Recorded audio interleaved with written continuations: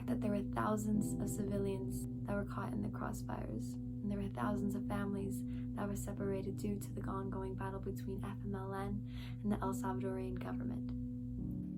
You see, all I remember from that day was the death squad barging in through our front door, and my dad yelling at my mom, telling her to run. My mom took my sister and I to the back door. She told us to run as fast and as far as we could. But before we left, I turned back and saw 2 bullets going through my dad's head. And that was the last time I saw my parents. There are about 700 to 800 documented cases of children who were separated from their families during the war. Only about 300 of those cases have been solved. Hello, my name is Nelson DeWitt, and I am one of the disappeared children of El Salvador. In 1986, I decided to join the Army. The reason why I joined the Army was because my father was murdered on New Year's Eve by the guerrillas that were forming at the time, terrorizing the whole country, trying to recruit anyone they can to join their movement. Nobody was to be trusted. I was an adopted child who grew up in the Boston area with my parents. We all lived a pretty normal American family lifestyle.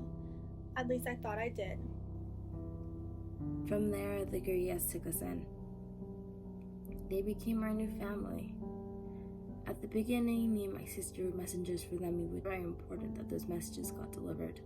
In the Carter and Reagan administrations during the 1980s, El Salvador was one of the #1 highest country in the Western Hemisphere that received military aid from the United States of America. This meant that they were getting $1 to $2 million per day in aid, as well as training Salvadorian government soldiers. It was either joining the Army or the criminals, but I chose the right side of the law, which guaranteed protection. Protection was your weapon. Just recently, I got promoted to being a guerrilla and being able to fight in combat.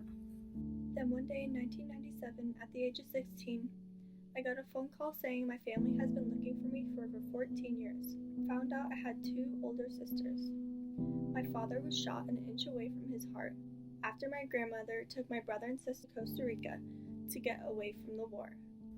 See, unlike most kids that get ripped away from their families in order to fight in combat, I wanted to. In a way, I wanted to get revenge. The thought of destroying somebody else's family like mine was destroyed has and forever will be one of the hardest things I've ever had to do. But I don't have much of a choice. I was put into an orphanage, and they put something in the newspaper saying that there was a lost child, but no one came for me. I was a lost child having no one to look up to. It took over 2 years for someone to finally adopt me. Many Salvadorian citizens were now fleeing their country due to the gang violence and as well as the war in hopes of a better life for them and their families. As the war didn't seem to come to an end, I started thinking, do I really want to keep doing this for the rest of my life? Instead, I decided that I wanted to learn how to repair vehicles so I could provide a better income for my household. That is when I decided to immigrate to the U.S. It was the best decision I ever made for my family and I. At the age of 18, the family who adopted me helped me fly down to Costa Rica to meet my family for the first time. I was able to meet my birth family. I felt so lucky to be able to meet my